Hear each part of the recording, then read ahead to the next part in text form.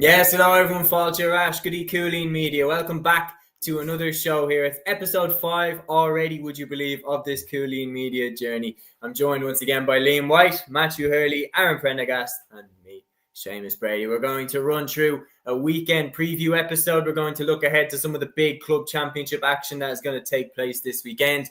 And we're also going to have a look back at some of the big GAA news which hit the world of Gaelic games since our last episode last Sunday. So lads, how are we keeping? Liam, I'm going to come to you first. How have you been? Yeah, not too bad.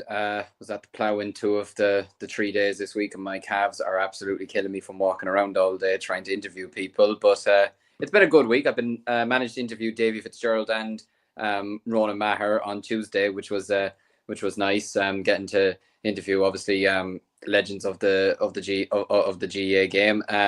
And met Jim Gavin today as well, who's up for president. Obviously, will be seen as a god in Dublin as well. So a lot of GAA folk at the ploughing this week. But not too bad. Looking forward to the weekend's action and looking forward to getting into the episode. Absolutely. Aaron, big weekend in the Dublin Championship. Obviously, we'll get onto it, but we've got the 4 football quarterfinals all taking place this weekend. It's going to be something else. Yeah, absolutely. I think it's going to be some cracking games. Like you're looking at Cúilín versus Clontarf, Ballybowden versus Castleknock, Kickham's versus Nafina as well. I think it's going to be very, very... Yeah. Like I feel like the other 3 you could kind of look towards. Yeah, I think Crokes will be too strong for Lucan. I think Cúilín will probably be too strong for Clontarf. And look, I know we won't get too much into it now. I know we'll come to it, but yeah, no, looking forward to the games. And there's a lot of good games on this weekend. Like there's a lot of games kind of heating up across some of the various different championships. So yeah, no, looking forward to discussing it with all you lads on the show. Absolutely. We have a few questions flying in here, which is great to see, guys. Dublin is great, says Seamus. Are you doing commentary on Sunday for Nafina? I'm actually not. My mum and dad, it's their 30th wedding anniversary, so believe it or not, I actually had to not be available for commentary on that day. But we have the next question, and Matthew, it's just in time for me to throw this one to you. Lads, I actually got him to say thanks for having me on the other day. I don't know if you saw that, but we managed to make it happen. But Peter has a question for you. Matthew said, what was the controversy in Donegal with St. Eunan's? Apparently an appeal was on the table. Yeah. So, as we all know, St. Eunan's did lose by a point to Thurman. It was a shock in the Donegal Football Championship. But it was a similar situation to the Glen and Kilbacug Crokes game and the Broad Rovers and Blarney game a few years ago, where an extra player went on the pitch for Thurman. And apparently he played a big part in getting Thurman's winning score. So there was controversy over that. There was a lot of people unhappy about the Donegal officials. But St. Eunan's actually put out a statement on their social media saying they're going to take no further action. They're out of the championship. Thurman won it fair and square. It was a shock result. I'd leave it at that. But they were disappointed with the officials on their performance on the day. But I suppose like we wanted the shock to happen, so we were kind of thinking, oh crap! Like if this goes to a replay, Thurman are going to lose here. But in fairness to St. Eunan's, they were like the bigger club in this. They were saying that look, we were outplayed in the day. We lost by a point, fair and square. We shouldn't let Thurman, suffer through this. So in fairness to St. Eunan's, it could have been a controversy very, very quickly, but St. Eunan's just brushed it down and said, look, we weren't good enough. We move on to next year. Absolutely. So, Aaron, we have a question in directed at us. Is Nafina v Ballymun predictions? But boys, I'll throw it to you as well. Starting off as 2 people not from Dublin, Nafina, Ballymun, is it a case of looking at the big names that Ballymun have, or do you fancy Nafina to take it? Liam, I'll come to you first. Yeah, look, I'd obviously know Nafina more for their hurling instincts than their football ones, but I know obviously they're a proud football club as well. They're a proud GAA club, really. What amazed me was actually the size of the club when we played them last year. I actually didn't realize how many clubs or how many numbers that they have in that club. They're a fantastic club, and they've been a great credit to Dublin GAA and really to the GAA over the last year or so. But yeah, look, it's a cracking looking fixture, Ballymun Kickham's and Nafina in the football championship. Yeah, I don't know. I feel like maybe Ballymun are a very, very solid side. as we know, obviously they have some fantastic players all across their team. I mean, Dean Rock is the most obvious one. You know, probably a player that could still play for Dublin if we're being honest about it, and could probably still rock in a corner forward if he had to. But yeah, it's hard to know. Look, if you were to remind me now, who's been the better side throughout the season so far for you? There's no question about it. Na Fianna blown hot and cold. They've been really, you know, they started off the championship terribly. They got annihilated by Ballybowden 4-23 to 3-9. They lost to Bowden in round 1. Then they hockeyed Vincent's the next day out. I think it was 5-18 to 19 points. And then when it was all on the line against Ballantyre St. John's in round 3, they got through by the skin of their teeth. I think they won by a point. But again, Ballybowden flattened Ballantyre when they played them in Parnell Park. So to be honest, Na Fianna look like they can swat teams aside who are not on their level. But I don't see them winning the championship this season right now. I think that they are definitely the favourites in the hurling. But in the football, I don't think they're quite there. Whereas Ballymun as well, like they topped the group, yes, but they did struggle to do it, and they haven't looked like the Ballymun of old. And to be honest, I think whoever wins this, I don't think gets to the final. I think if they come up against Cúilín or Crokes in their semi-final, I think if they play Ballybowden, I think they have a chance, because Bowden have a tendency to flatter to deceive. Yeah, they have a tendency to flatter to deceive over the last 2 or 3 years. But that being said, Ballymun won it in 2020 with a lot of the squad that are still there now. But it's going to be really, really interesting to see, because there's a lot of new faces in that Ballymun team, but the key players are still the ones that have always been the key players. Dean Rock, James McCarthy, Paddy Small, John Small. They've always been the key players, and they are still the key players. Isn't Comerford in goals as well for them? Comerford is in goal for them, yeah. They have some, there's no question about it. They have a seriously talented team. It's just a question of, if they couldn't do it over the last 3 or 4 years, why all of a sudden can they do it now? And I don't think that they've added enough in terms of the new players coming through that can tell me that they can beat Cúilín or beat Crokes. Or Bowden, to be honest, right now. Bowden's key players, Aaron, I'm sure you back this up, Bowden's key players this season, it's Dara Sweeney, it's Ryan O'Dwyer, it's new lads. It's not like you'd be looking from the outside thinking, oh, surely Colin Basquel is running the show. I mean, yeah, he's doing well, but Ryan Basquel isn't even starting these days. He's coming in off the bench. It's Ryan O'Dwyer, it's Dara Sweeney that are tearing it up in the forward line. Bowden constantly have new players coming in. And then on top of that, they have Keane Darcy from Galway around the middle, and he is ripping it up. He is dominating midfield in every game that he plays. So it's going to be a serious clash. I will get to the predictions later, lads. We'll get to the predictions later, because we've a lot to get through. But yeah, a lot to get through. Liam, there is a directed question to you, so I'll give this and then we'll move on to the rest of the news. He says, Liam, what was the story with Durrow giving a walk over to Road in the Offaly Football Championship and many of the Durrow lads hurling with Ballynamere? Yeah, so Ballynamere and Durrow, they're separate clubs, but they're the same club, if you get what I mean. So like the likes of your Kieran Burks, your Dan Burks, your Brian Dignans, Ross and Dan Ravenhill, all them who would all hurl with Offaly, they play their football with Durrow.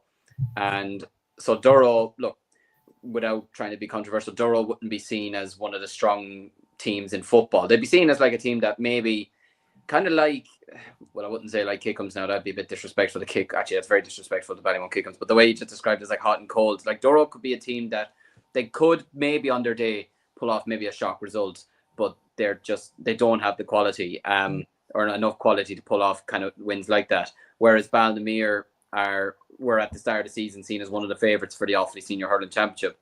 And so going into the game against Road, they were out. They had nothing really to play for. But their hurlers are playing us, Kilcormac on Saturday. And so they decided, a lot of the hurlers, that they didn't want to play the football last weekend in a dead rubber in case they were to get injured, because like at the end of the day, their match against us is far, far more important than their football match against Road was. So they made the decision. They only had 13 players in total to line out. And I think at the start, I wasn't the biggest fan of this. I was thinking you can't just be, throwing a game, especially at the highest, level in your own respective club championship. You can't just be throwing a game and people saying it puts the championship in jeopardy or the credibility of it. But the more you think about it, if they had played that game, they would have had to probably pull a load of junior players to go play that game, in which they would have probably gotten hockeyed anyway. And then you're thinking, right, if you then throw those players into senior, they now are registered as senior players even for next season, and they probably can't go back, some of them, and play junior, which is just going to cause a lot of reefs in the club and a lot of reefs within the parish and everything like that. And then on top of that, had any of their hurlers got injured, like say if Dan Burke got injured in the match against Road, I can tell you there would have been absolute uproar in the club, over not being able to play against us. So I think in a way it probably was a wise decision to maybe not play the game. It doesn't do Road any favours in the football going forward. And look, a lot of people are saying they have to back it up now this weekend and beat us to justify it. I think they just need to beat us anyway, regardless of what happened last weekend, just to justify anything. I don't think last weekend's actions have anything to do with even this weekend's game. In a way, I think it's a completely separate issue. But yeah, no, look, it was I think at the start I wasn't the biggest fan. I'm probably still not the biggest fan of just turning the game. But at the same time, when you do look deeper down, I think you could probably understand why they did it and why they've said instead we'll just take the fine. Yeah, no, I think it does kind of make sense when you explain it like that. But nobody likes to see walkovers. They are an unfortunate thing that can happen in the game still. We're going to move through the news of the week since we last spoke on Sunday.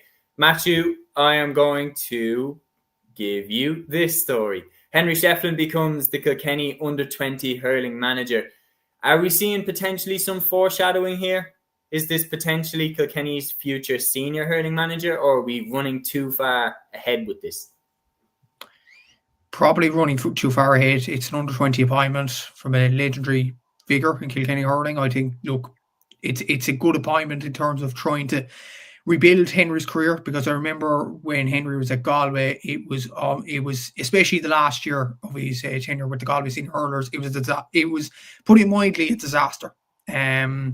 Like as the years went on, I discussed this with all of you guys. I discussed it with Dan Casey as well on my pod.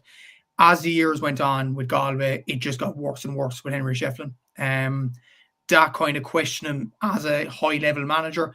He's now with Ballyhale Shamrocks, who beat Erin's Own recently, obviously, as we mentioned in this pod, 132 to 28 or whatever that score was. So he is rebuilding his career, thankfully from his point of view.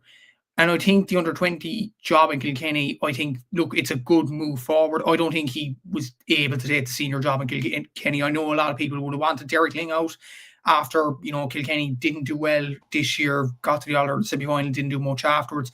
But considering how Henry's last senior inter-county job went, I think it would have been an absolute disaster to appoint him straight away. So I think this is a good building block for him. It's a good kind of a recuperation process.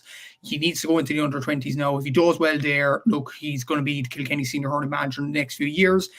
If he doesn't do well, a lot of questions will be asked of him as a manager in general. Yes, he's done well with Ballyhale Shamrocks, but from what I was hearing from certain people in Kilkenny, I've been talking to some people saying that, look, Ballyhale Shamrocks, they kind of manage themselves, like TJ Reid and Cody. Like, they're kind of players that would fend for themselves. They don't need a manager to tell them what to do on the pitch. So that has put questions more so on Henry Shefflin and how he does with this younger talent of Kilkenny players. Kilkenny did reach the under-20 All-Ireland final last year, where they lost to Tipperary, and they do have some very good young players coming through. So there's probably no excuse for Henry to not do well with this team. So I think there's a lot of pressure on Henry to do well with Kilkenny and prove that he is a proper inter-county manager, especially how his last job went. Yeah. We have a few comments in about it. Peter says probably more likely Eddie Brennan will take over from Ling. Then what's the thought on Bulfin joining Antrim hurlers? Then Dudley's Gate says, I do not think Henry Shefflin is a good manager. The star players never are. And then Peter says, Richie O'Neill was in Galway with Henry. He's in with him for the 20s. And also agree with Matthew, Shamrocks effectively managed themselves. Liam, fellow Leinster man, Henry Shefflin coming in as Kilkenny under-20 manager. Do you see that as a future appointment, or do you agree with Matthew that it's a good way to kind of kick the tires, see would he be able for the job?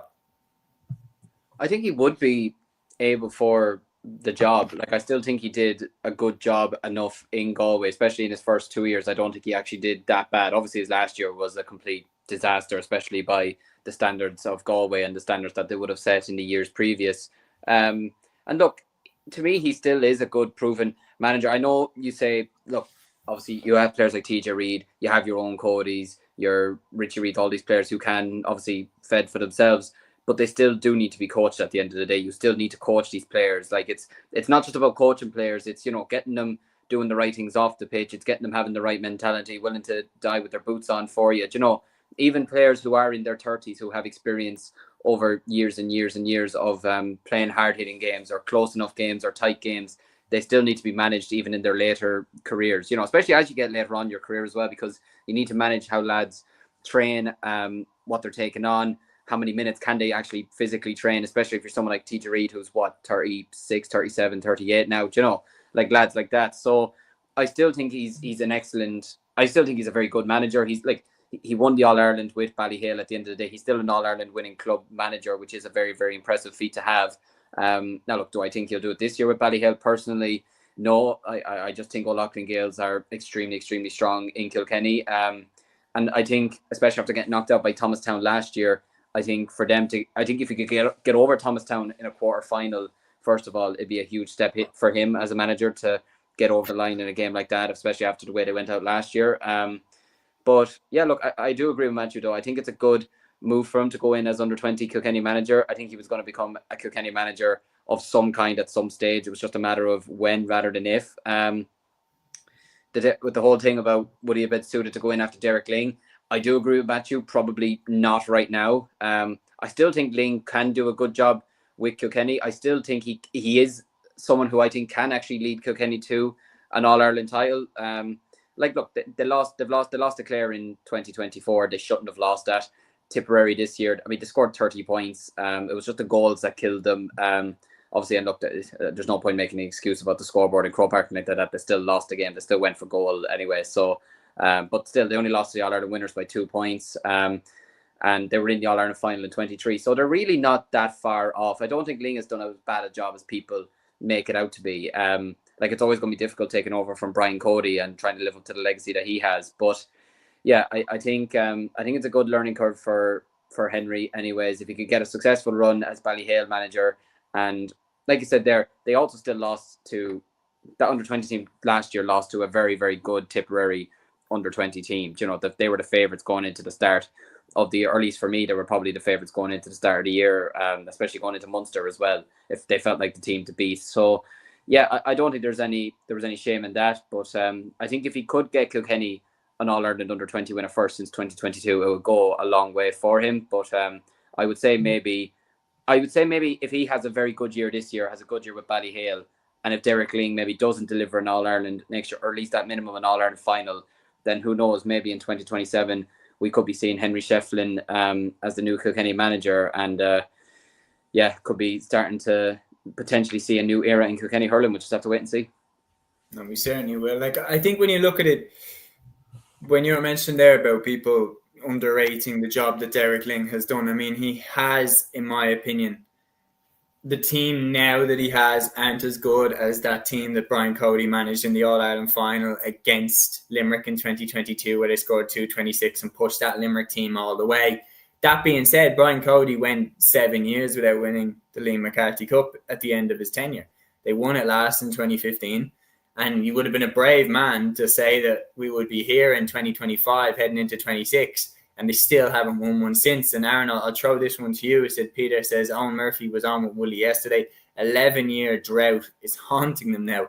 The longer that goes on, the more it can build up on a team. I mean, you've seen it with, across the sports, that the longer away and the further away you get from success, the higher the pressure is and the higher the mountain gets to get back there. So they need success and they need it now. And I think that's why I personally think if Henry shows some promise, like if he wins the All-Ireland at under-20 this year, I think he's straight up to senior.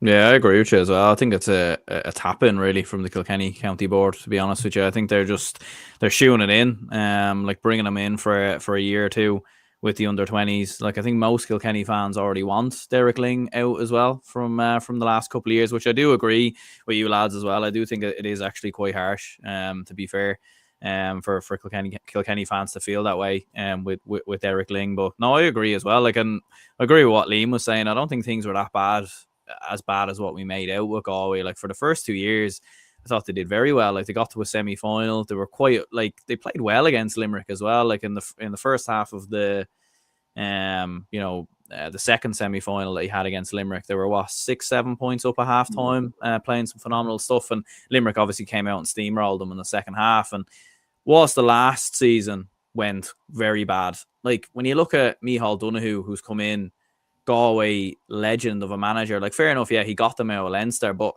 have things really improved that much? Do you know what I mean? I don't really know if they have, to be honest with you. So, look, I think it's clever by the Kilkenny County Board. Like, bring him in for a year. If it goes badly, then okay, right, we won't appoint Henry Shefflin as manager.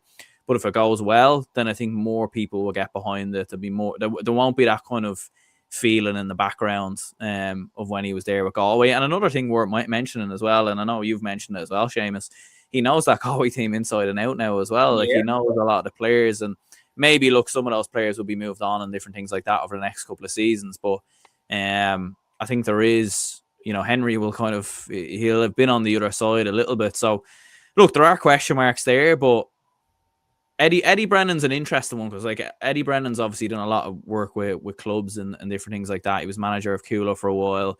He was manager of Laois as well. But Henry Shefflin has at least managed at that level with Galway. Do you know what I mean?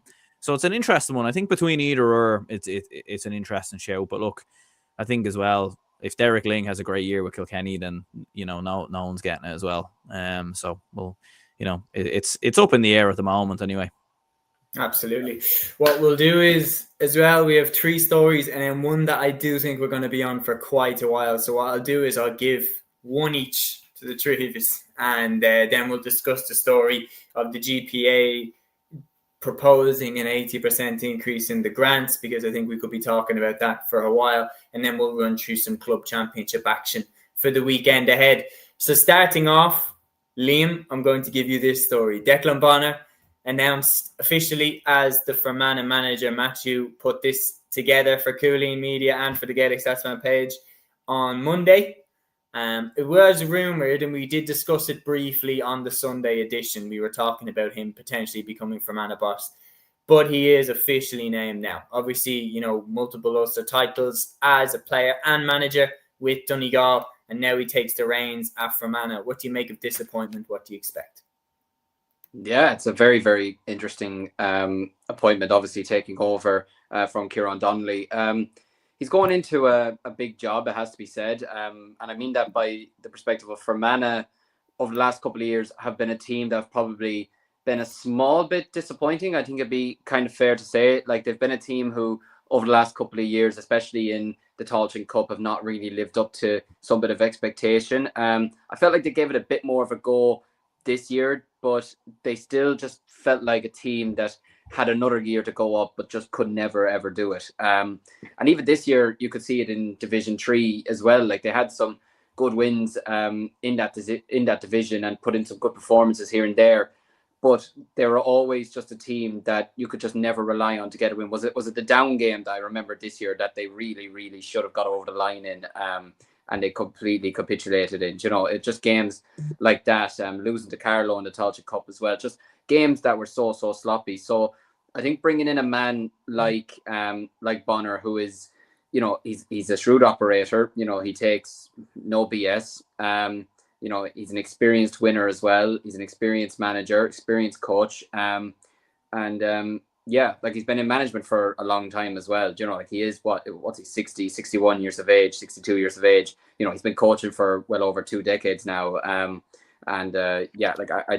I think he's probably the right person at the right time for Fermanagh. Like, I feel like they have the players, and I feel like they have the talent of a team that could well compete with teams in Division 3, or a team that could probably look to get promotion from Division 3 next year, and push on from getting to the Tailteann Cup semi-final this year, which I will say that semi-final was one of the worst games I'd ever had the displeasure of seeing in my life against Kildare. I was watching it briefly before I went into Zach Bryan, and my God, it was absolutely awful. But yeah, I think if Fermanagh could just get a bit of belief from Bonner, like he is a former Ulster winner, he's an All-Ireland winner. If they could just get a bit of belief from him into their setup, then Fermanagh could be an underdog for the 2026 season. They could be a team that could be looking to maybe be one of the teams that goes up from Division 3 instead of some of the ones that we're probably predicting already, like a Clare or a Westmeath or a Downs. So, yeah, no, I think it's an excellent appointment. I think it's a really, really good appointment. I think he'll work out well for them. But, yeah, look, fair play to Fermanagh. I think it's an excellent appointment, and I think he'll actually do a very, really good job with them.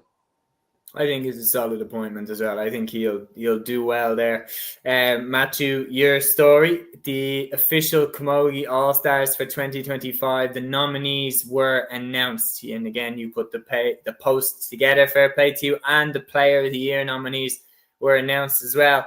If I could put it across to you, obviously, besides the 3 Player of the Year nominees, they're going to be in as All-Stars. Could I get 2 more that you think are shoo-ins? And then who you would lean towards for Player of the Year?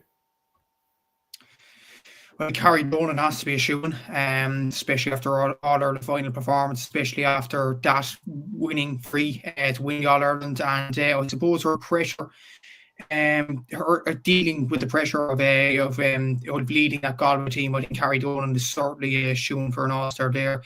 You look at others there, I think probably Dara Hayes for Cork, I think is definitely a shoo-in as well. Outstanding performances for Cork all throughout the season for her, and yeah, she was Player of the Year last year, so she's carried on that form into this season as well.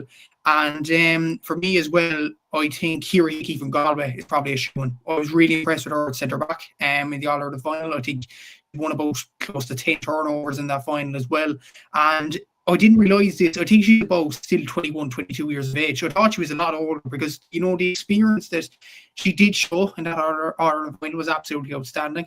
So it kind of shocked me the age of Ciara Hickey. But yeah, those will be probably my 3 shoo-ins for an All-Star other than the Players of the Year, obviously. And my Player of the Year, the thing is, it's such a difficult one to call. I think it's between 2. I think it's between Aoife Donoghue and Saoirse McCarthy. Aoife Donoghue performed well in the All-Ireland final, outstanding player, and probably got his best player this year. I will say that unbelievably, and that's probably not an unpopular opinion. But Saoirse, someone mentioned to me during the week, this is her 3rd year in a row to get nominated for Player of the Year. She didn't win it the first 2 years. And she was probably the best player for Cork on the pitch of the All-Ireland final and throughout the whole campaign as well. She got the Player of the Match award in the All-Ireland semi-final as well.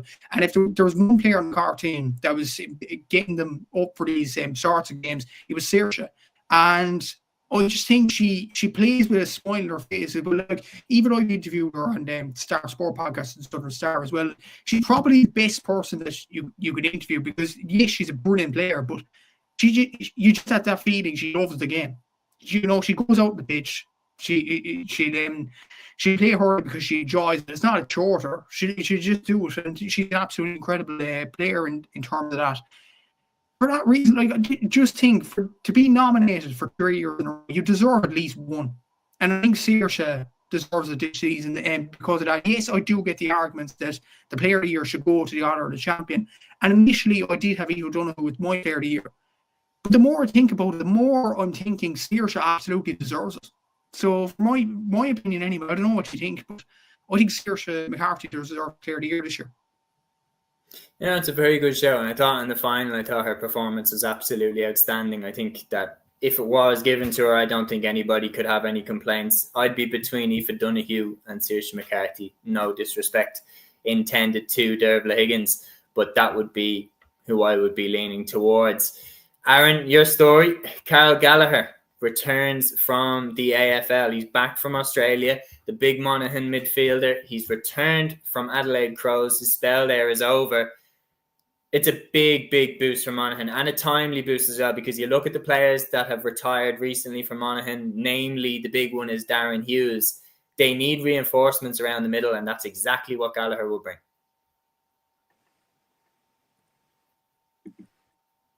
You're on mute. Oops. There we go. So there always has to be one of us that gets caught with that. Yeah. I guess with me this time. But yeah, what I was saying anyway was they've obviously lost a lot of players over the last couple of seasons in and around the middle with the likes of Kieran and Darren Hughes and different players like that through retirements and obviously players getting on. So it's huge, absolutely huge for Monaghan to get an extra player in there. And I don't think they were a million miles off last season. I thought they had a very good year, promoted obviously from Division 2. People forget they were 6-7 points up versus Donegal at half time, and obviously kind of fell apart in the second half. But 7. it was Gabriel Bannigan's first season as well as Monaghan manager. And I thought he did very well. So yeah, it's a welcome addition, welcome plus for Monaghan. It still doesn't put them up there as like a serious contender or anything like that. I think you have your probably serious contenders next year of Kerry, Armagh, Donegal, maybe Tyrone as well. And then you've got a bracket of teams underneath that have question marks over them, like Dublin. I think Galway are probably in that bracket a little bit as well. And maybe Monaghan are in that bracket. Maybe Derry as well, maybe Mayo. So yeah, be interesting to see how it goes. Absolutely. There's some big players still over there though, and like there's rumors about, could this player go? Owen McAvoy was linked with going away. There was further players linked with going away. To be honest, it is a trend that you can't ever begrudge a player for going. And if I was a player, I definitely would consider going for the lifestyle that you live out there, for the money that you get. And that's obviously where we're going to lead to next with the conversation, that you can understand why you're going. It just feels a little bit like, in terms of when the AFL come here, they take a player, the GA doesn't get anything for that player, but the GA don't own that player. So it's like the GA is vulnerable to having all the players taken away in this way. Now I think that it's not going to go overboard. I certainly don't think it will get to the level that it's got in the LGFA in the men's game, where there's 40 players over there. I don't think that's going to happen. But that being said, it is something that when the associations eventually merge into one, hopefully in 2027, hopefully sooner, but when they merge together, they will need to look at that. You can't keep being blind to it. You have to look at, why are the players going? On top of, the fact that they're getting paid and their lifestyle, but what are the main things that are driving those players to go, and what then can we add into our game to make them want to stay or come back or everything like that? Because the other thing is that I would love, in a perfect world, if the GA season, inter-county season, ran until whatever, August, and then the AFL season started in October or something, and there was no overlap between the two of them and players could do both. But that's not really happening. The LGFA one is backing up. So the season is actually starting now in the AFLW, and over the next couple of years, they're moving backwards into August and July. So they're eventually going to cross over with the All-Ireland final itself. Avian Cleary was on a plane to Australia the day after playing in the All-Ireland final with special permission from the club to be there. So, I don't know, worrying trend. One thing I will add, unpopular opinion, I don't think that would be an idealistic scenario, Seamus, where there's no overlap. And simply because there is an argument to say, if a player like Carr, well, he probably didn't play much with the Adelaide Crows if he did get released at the end of it. But for a player that is actively over in AFL and he then comes back and plays football with amateur athletes, don't you think that's a bit dangerous if there's a serious injury? Like if a player gets knocked out.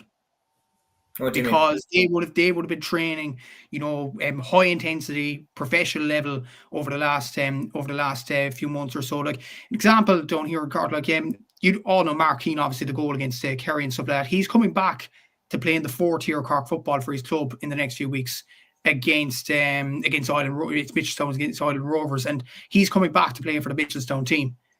Isn't that a bit unfair for him to be drafted in for a knockout game against? They're not even inter-county. Like the Island players aren't even inter-county players. Like they're not club human beings. Like, don't you think that's a bit unfair for that to happen? Because there could be a serious injury. If that does happen, then There might be questions. To be honest, no, I don't agree. I think it's, you look at the level that the inter-county lads train to, you look at the level of gym work that they do, the level of fitness work that they do. The GAA now is a professional sport in everything but money paid to the players.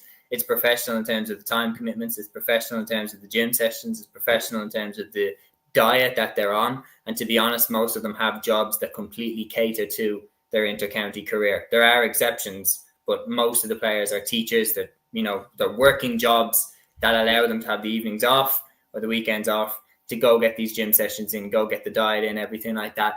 And the reality is, I know firsthand playing in my club, the lads that went away and played with Dublin, when they came back, it was night and fucking day. All of a sudden, they were so much bigger, so much stronger than they were before because they were on the inter-county training plan, inter-county diet, everything like that. And to be honest, we've seen players come back from the AFL, like Pierce Hanley, for example. Connor Hanley, come back to Mayo. And he was actually very rusty because he'd been playing Australian rules football for a long time and his skills weren't at it. Mark Keane, I know he made a big impact off the bench, but Cork elected not to start him in that year where it wasn't a fabulous Cork team, yet they didn't start him. And I think actually you look at Ballymun Kickham's, when Ballymun Kickham's were playing the league and then for the championship, they get James McCarthy back, John Small back, these lads back. I actually think that's more of a shot in the arm than getting an AFL player back. I think if you ask any club around the country, would you rather get an inter-county footballer back for Champo, or would you rather get an AFL player back for Champo? I think the majority of GAA clubs will go with an inter-county player. So I do get it. There's no question AFL is more physical. It's harder hitting. It's tougher because, you can rugby tackle someone. But the reality, I think, as well is I think it's more of an advantage having inter-county players come back. Yeah, I think it depends on the player as well. Depends on the player. Depends on their preference as well. Yeah, I would agree as well, like with that point that like it is a professional sport at this point, basically without paying the players, like, and the training. Like I've seen it myself, being even with just the under-20s with Offaly this year. Like the training that they're doing, the county players are doing nowadays is actually frightening, to be honest with you. And the size of these guys and the fitness of these guys, like it's actually off the charts. The commitment that they give, what they're benching and what their body fat is and everything like that. It's all down to a T. Their diet is like it's everything to them. But that's just add on a point. There's a reason that the GAA players go to Australia and take to it like a duck to water, because they're already living that lifestyle of training, eating, sleeping like a pro. But even seeing, I know it's completely kind of different issue and it probably doesn't make much sense to it, but even seeing, remember when they did the toughest trade? Yeah. Like seeing like Aidan O'Shea was being told by those NFL guys at the combine that like if he had just grown up playing a bit more NFL, he'd slot right in. He had all the material to be an NFL player. You saw Brendan Maher going over trying cricket. If he had a bit more, if he grew up playing cricket, or spent just even a summer playing cricket, there'd have been no question about it. He'd have been a fantastic cricket player. Lee Chin with hockey, well able for the hits, just obviously doesn't have the ice skating skills or anything like that all the professionals would have. Like these lads would take to many other sports. Who was it from Crossmaglen Rangers went over and played soccer for Sunderland? Swapped with David Bendy. I can't remember off the top of my head at the moment. But like went over, and again, if he'd have just grown up playing a bit more soccer, then again he'd have been excellent. So a lot of these intercounty players now, or a lot of even your average club GA player now, could go into other sports, like you mentioned there, like a duck to water. But it's an interesting enough argument though. No, it certainly is. And look, it's one again where there is no right answer or wrong answer. That situation is entirely just based off opinions. But this one is very opinionated. And I've seen it drew up an article for Sports Joe this morning. And there is a lot of people getting their opinions in on this. So the GPA are set to, well, demand is maybe a little, I'm just going to change this word, set, because I said demand, and demand is a little bit strong. But the GPA is set to request an 80% increase on player covering. So that's by government grant. So there's no question about it. I'm going to get the exact figures. So an independent report showed that GAA players generate €591 million for the Irish economy every year. The GPA will on Thursday call for a major boost to inter-county player grants, seeking an increase from €1,400 to €2,500 per player. If approved, the annual cost of the scheme would climb from about €5.6 million to roughly €10 million, covering around 4,000 male and female athletes respectively. Lads, this one has split opinions, and it will continue to split opinions because at our core, we love the fact that it's an amateur game. And I am definitely protective of that. I'm proud of that. It just feels like as I said there, it's pro now and everything but pay. And when you're bringing in then, when the GA were talking about manager pay, the next question is player pay. Once you're bringing in that managers are getting paid, and if people start seeing the figures that managers might be making, say if a manager is making 100 grand a year, 150 grand a year, Aaron, I'll go to you first with this one. Just your take on that initially, how your feelings are and what your thoughts are on it. Yeah, I think I'm mostly for it, to be honest. I mostly agree with it. Mainly because of the fact that, like, especially with the cost of living and expenses and everything else, like there is so much that players have to pay for now. You know, and there is so much, like, especially when you're seeing lads like commuting all the time as well. Like I think people forget how many county players live in Dublin and then have to commute to counties like Offaly or Laois and Westmeath for training, Cavan even as well. You know, like a lot of players have to do it, and there's so much expenses they get racked up across the board. Like obviously there's been a huge demand, like growth in the sport as well. So like there's more to cater for. Like especially with the growth of sports science and strength and conditioning and everything else, there's more coaches now to bring in. I think it's one of them things where it has to be used the right way. I think that's the worry. Like that is the concern, is that you get this grant and then it just doesn't get used the right way. I think people are probably a little bit worried that they see the GAA maybe, oh, happy days, like the GAA are getting all this money, but you know they already get loads of money. They like they already earn loads of money. So like, why are they now asking for more? Like it's a a multi-million organization that doesn't necessarily probably need this grant. They could probably pay for a lot of this themselves. But look, I think the main point is if it gets the players what they need, whatever way it's come from, if it's a grant or if it's from the GA themselves, then you know I'd agree with it there. And I do think, yeah, like it's like it probably is getting that way where it might become a paid sport eventually. You know, like it does feel like it's getting that way. You have underhand payments from managers. There's been lots of things before with clubs as well and players there and different things like that, stories, rumors that have gone on behind the scenes. So I think it's one of them where it has to be used right. But yeah, like especially when you're looking at players losing out on $3.5 grand in potential overtime, like I mean that's crazy amount of money. Like, and I think as well, like you do forget all these lads do have full-time jobs as well. And then you're being asked to train 2-3 times a week. And I just think, yeah, it would keep players, you know, we want to keep the best players in the game as well. We don't want to be losing them. We were speaking about losing them to the AFL and other organizations. We want to try and keep our players.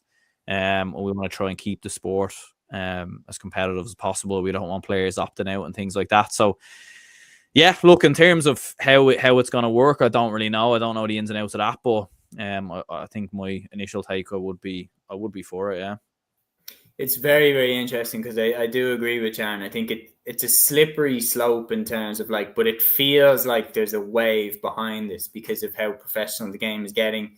When you look at the management teams, like it's crazy. Like just being at a big day in Croke Park or being there and you're working media or something. I know all four of us have been at big GA events and you're working and you're interviewing people after the game and you just remember to yourself, like everyone that you look at in that stadium, every single person that you look at staff wise is getting paid except the players. Like the people who are working in the canteen, the people who are working behind the shops, in the bars, like they're all getting paid.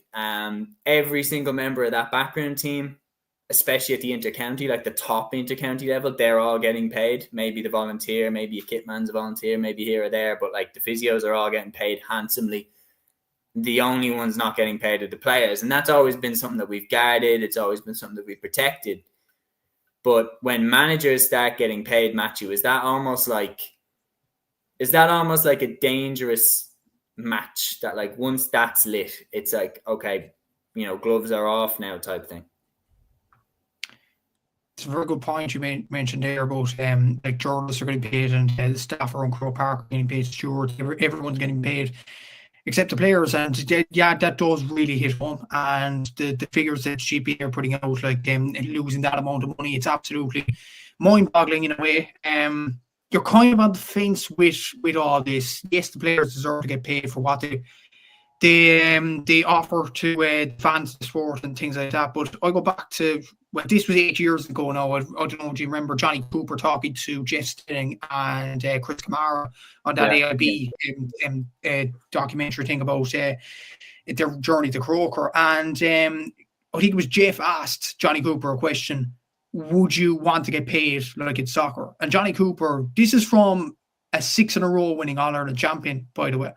He said that it would ruin the sport, basically. Now, I don't think we go down the rabbit hole of soccer straight away, because you've seen how the players behaved in the transfer window, in particular in soccer. It was a disgrace. But if it goes to the level of, let's say, not a sport like soccer, but like rugby, I think that would be fair enough. I think, look, the Six Nations players are getting paid. It's a brilliant competition and all that. If GA players are getting the same amount as the rugby players there at that level, I think that's fair enough. That is fair enough. Rugby is, but the thing is, like, you look at rugby now, that's a sport where the game does need money. I heard Bernard Chapman talk about that a few years ago. Like, players are getting less paid or whatever. TV deals are all free to air, and rugby players aren't. And rugby's kind of dying as a sport because the money is going down. So there's kind of that element as well. It's a difficult one. It really is a difficult one. I think if the GA players are going to get paid, you kind of have to balance the books as well. And you can't have it every which way you want. For example, fans have to accept that GA Plus is a thing now. You have to have games behind the paywall now, because that's how you get money, and that's how you get revenue to get the games going in GA circles. You don't want a situation completely like rugby where basically losing money. So like, I think they need to be strategic about this. They need to kind of level the balance books and things like that, level the balance sheets and things like that, and don't make it like a soccer situation where the players are behaving irrationally and things. I don't think we'll get to that situation. Hopefully it doesn't in the next 10, 15 years or whatever. But when you put out those figures, Seamus, it does hit home, and it just tells you that, you need to get paid for these sorts of commitments. Like you look at, for instance, the Donegal senior footballers this year. They played 11 games in the championship. How much is that garnering in terms of fuel, in terms of time, in terms of effort, in terms of meals, in terms of match prep? How much money is that going to entail over 11 games? So I think, look, it needs to happen, certainly. But then again, as I said before, look, the GA fans and GA personnel, I think they need to be kind of strategic about this and plan it in a certain way. You can't just pay the players willy-nilly straight away without any thought to it. There needs to be a plan there. So I think that needs to happen in the next few years if the GPA are going to keep to that stance. Oh, you're absolutely right. Like, there is no way in hell that the GA can just click their fingers and go, okay, it's pro. Like, this needs to be regulated to fuck. Like, this needs to be like, because then on top of that, it needs to be very clear. Okay, at what level are you entitled to money? Do you have to be an inter-county player to get money? If there is a rich club, are they allowed to pay their players? Are Kilmacrokes allowed to pay to bring in somebody because they are, much more wealthy than some other clubs around the country? Are they allowed to offer money to players to come and play for them? like Parnell's, what they did, everybody knows the Parnell's paid money. Maybe not literally handed over money, but they paid for accommodation, they paid for petrol, they paid for cars, everything like that, so players would join their club. And the reality is that does then that become okay? And could we see more situations like what happened to Parnell's inevitably, where, you know, the bottom fell out of the whole project and they ended up going into administration and having to dissolve the club and come back as Pobble Parnell? We have to take that as a cautionary tale. In my opinion, Liam, it would be a case of, similar to what Matthew said, you couldn't pay the club players, because then it would become just absolute chaos. And like, you'd have all sorts of people, you know, getting money, and like, because then, you know, how many lads, like, let's be honest, like, how many lads do you know that turn up and play for championship and don't play any of the league? Like, things like that would come into play. And then the politics of it, my goodness, would get through the roof. The next question is, I think it has to be inter-county players that would be the ones getting it. But then, is it a rollover contract? Do you get paid for the year? You know, does the GA manager announce in January, these are the 30 lads that I'm going with, and then that's it for the year? They're not allowed to call anybody else in?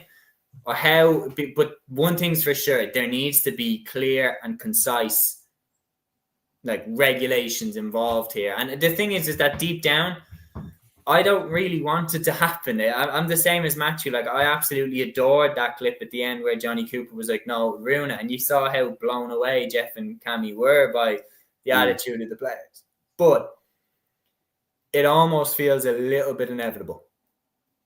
It kind of felt inevitable for the last couple of years. And it's probably maybe one thing that it's the one thing that you wouldn't want it to go down the soccer route as well. Who do you give the most amount of money to? Like, who do you value as, because essentially, like you see it in, well, you see it in soccer. Say you're at Liverpool, you know, Mohamed Salah or maybe now Alexander Isak are going to get the most amount of money for their club. When Lionel Messi was at Barcelona, he was obviously going to get the most amount of money for his club. Ronaldo would get the most amount at Real Madrid. And the same in rugby, like Johnny Sexton would be the highest paid Irish rugby player, or maybe at a time it was Brian O'Driscoll, you know, or obviously Dan Carter would have been for the All Blacks. But like, and as much as you could look at, say, a Dublin and say, right, Conor Callaghan is getting the most amount of money, or David Clifford's getting the most amount of money for Kerry, or if you were to go to Cork, and if you went to Cork, do you turn around and say, right, well, Patrick Horgan gets the most amount of money because he's been there the longest and he'd be regarded as one of the best players of all time? Do you give it to Robert Downey because he was the captain this year? Same with Tipperary. Do you give it to Noel McGrath, long-serving player? Do you give it to Darren McCarthy, young player, you know, potential player of the year, hurler of the year? There's a lot of balancing with that as well. And like you mentioned, the politics with that, and especially around clubs as well, because clubs would probably feel like, hold on, why is our player getting less than our rivals' club members, you know, who we value more than what we'd value the other club players? So, but I do agree to an extent as well, like with what Aaron said there, we are at the end of the day in a cost of living crisis, and probably one that we haven't seen really ever, you know, with the extortionate amount of with the extortionate prices for houses, for food, for fuel. Like, I mean, I was at nearly every Offaly game this year, and I was involved at the 20s as well. And like, you only realize the amount of fuel that has to go into everything, and the amount of, like, the meals that they get after trainings, the meals they get after food, after games.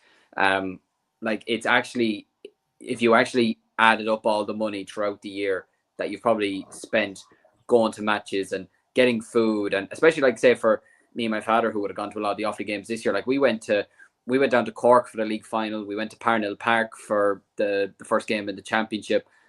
I went down to Kilkenny. I went down to Wexford. We went to Croke Park for the game against Dublin. You know, would have gone to the Waterford game in the league, only we were at an Offaly minor match that day. You know, like, there's so much fuel that goes into it, so much money that goes into that.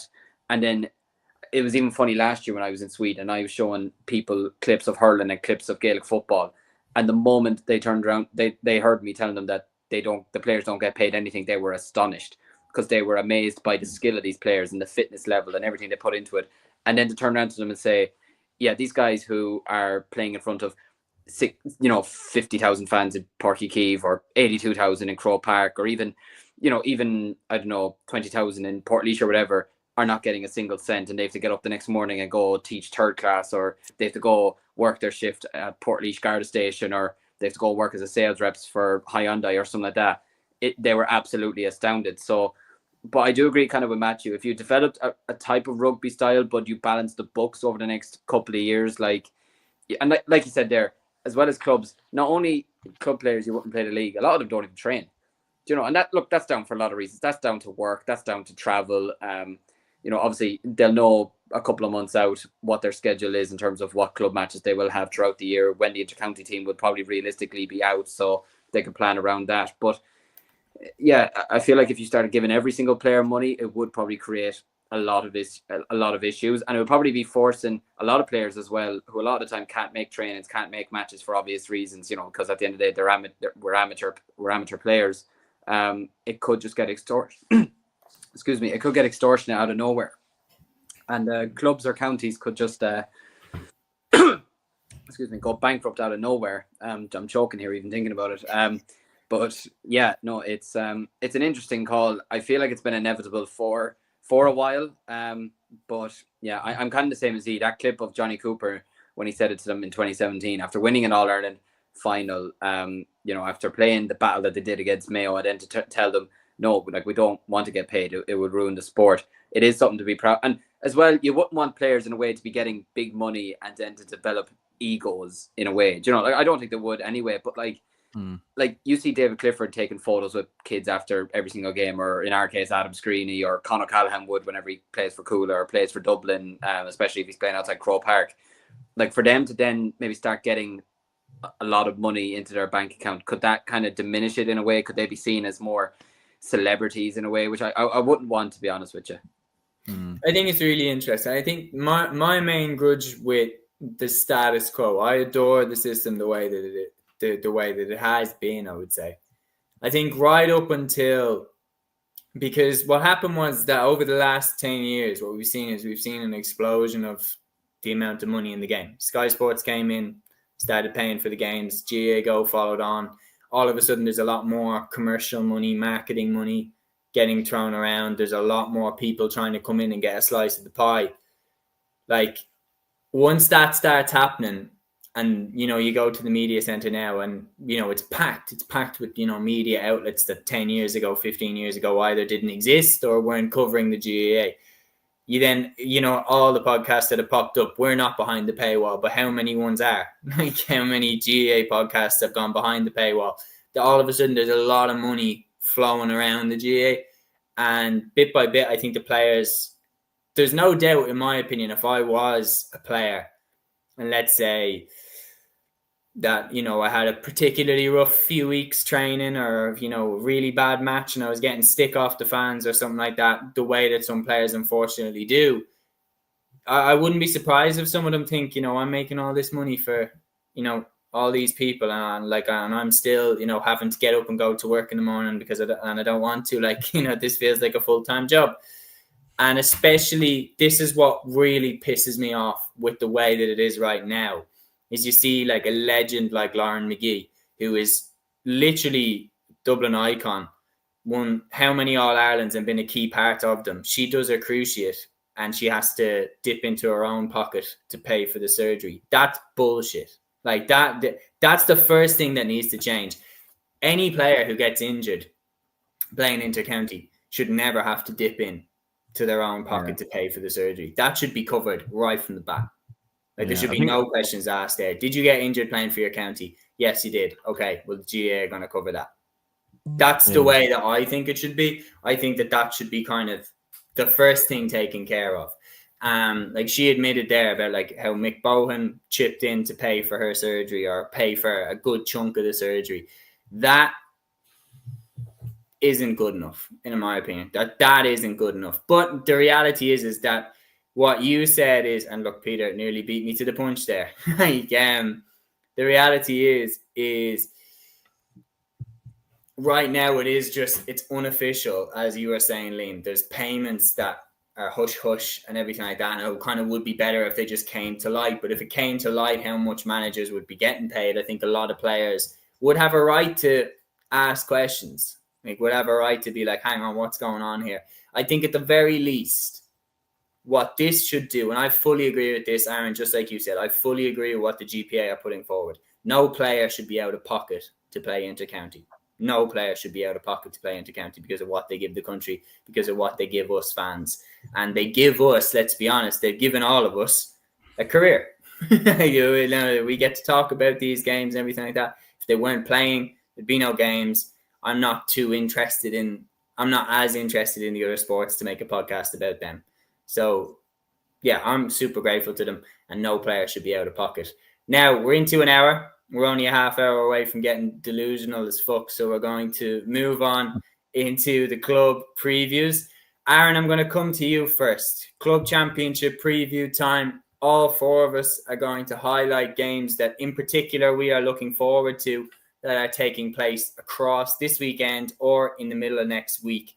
Aaron, I'm going to throw this one to you, and just a little heads up, I will be clipping you up here for real, so make sure your answers are spick and span here. Get me on full screen there.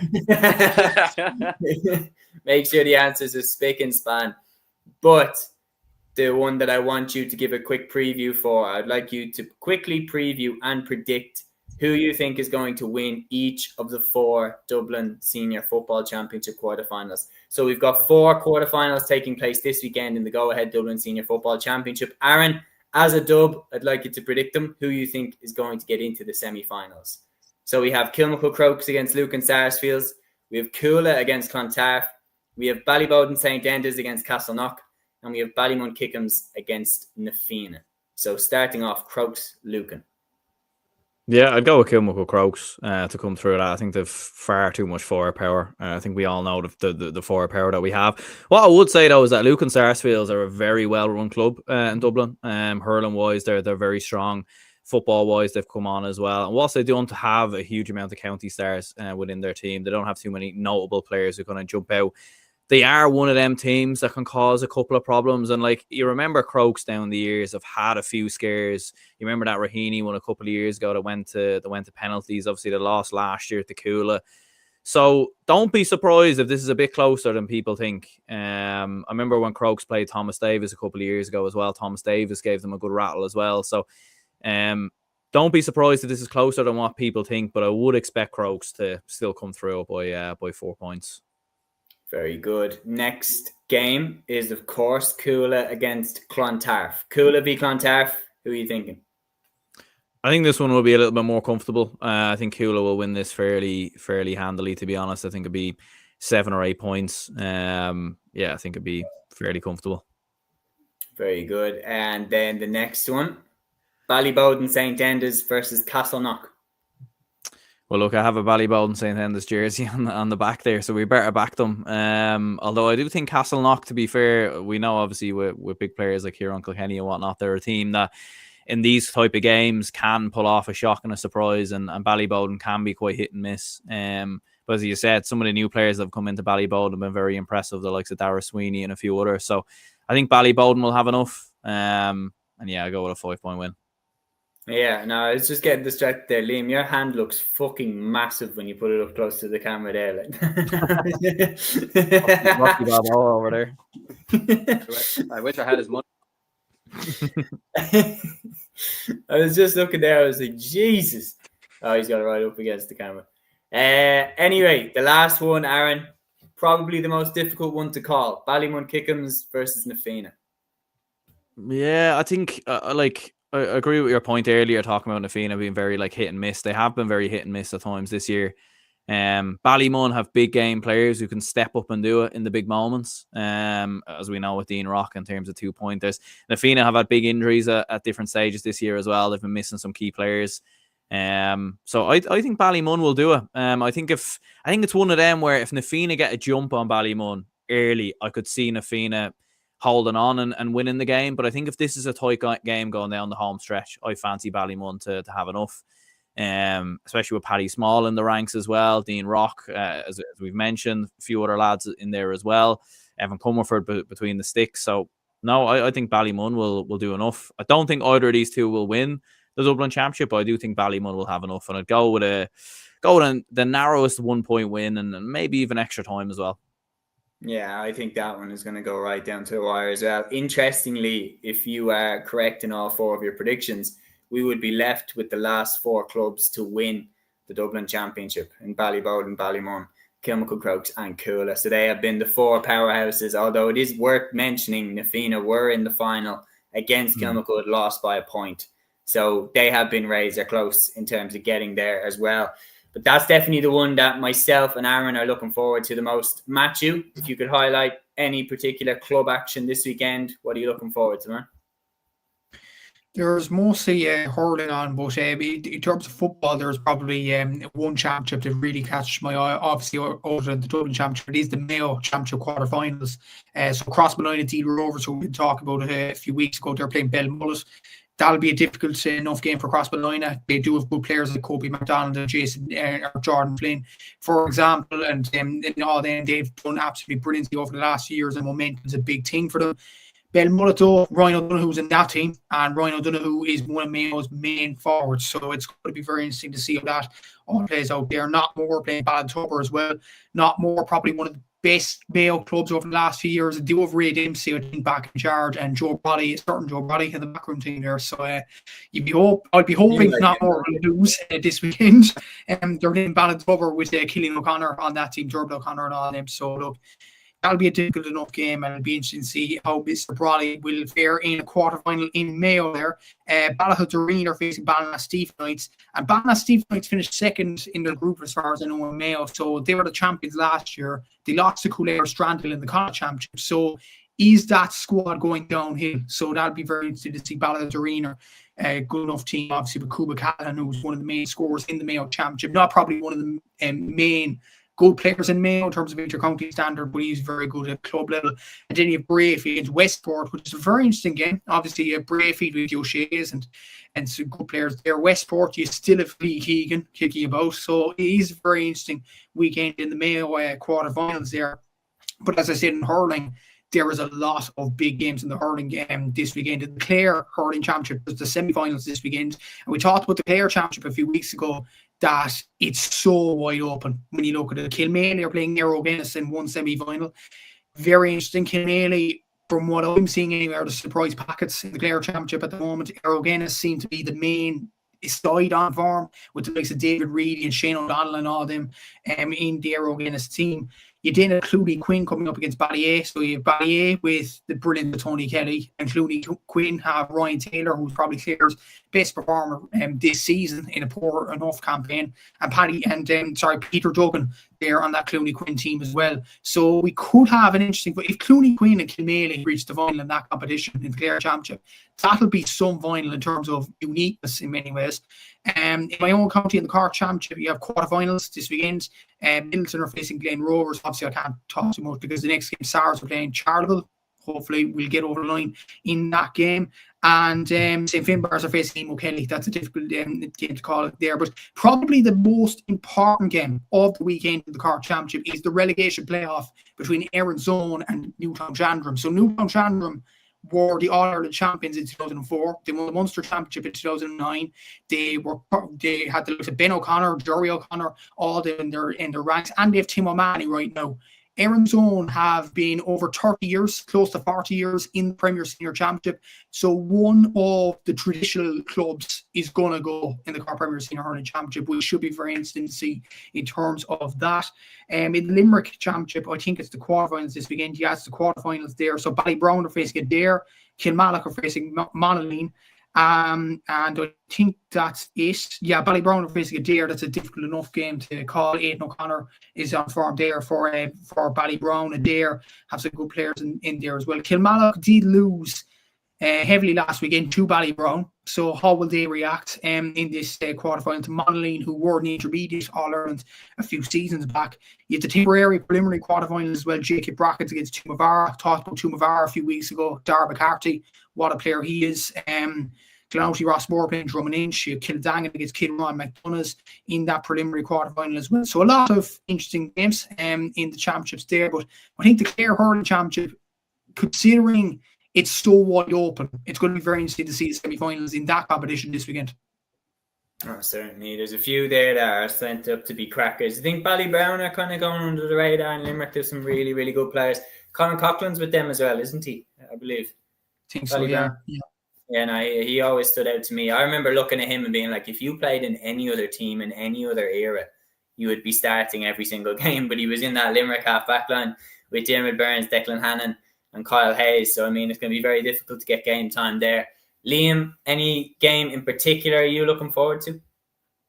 Well, to even stick with the Cork Championship, I think Middleton and Glen Rovers it has the makings of a very, very interesting contest. Obviously, Middleton beaten in the last 2 seasons by Sarsfield's winners in 2021, a team with some very, very good talent in there, Breon Saunderson, Conor Lehane, Tommy O'Connell, etc., going up against Glen Rovers, who have the likes of Patrick Horgan, the 2 Downies, Micheál Mullins, who I think is an exceptional player. I really, really like the look of him. I was kind of surprised he maybe didn't get more minutes with Cork this year, but maybe he will over the next couple of years, or I hope he does, because I think he's an exceptional talent.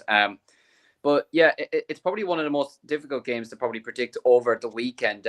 Chatting to a friend of mine who's from Middleton, he's probably been less optimistic this year about them than previous years. I don't know whether that's down to just not being able to get over the line over the last couple of years or not. But they've been it'd probably be fair to say they've probably been a bit hit and miss this year. They did top their group, but they've probably not been as smooth as maybe they'd have liked. They're probably in a way still relying a bit too much on Conor Lehane to a degree. He's still getting a large majority of their scores in most games, but I think it has the makings of a very, very good game. I think these are 2 teams that I think would make a worthy Cork final, to be honest with you, if these 2 were to meet each other. Or maybe I'm being, I don't know, Matthew might not agree with that, but yeah, I think it's 2 really, really good sides. I think whoever goes out is a major statement. I think whoever goes through again has made a major, major statement. And yeah, I think it'll make for very, very interesting semi-finals coming up there.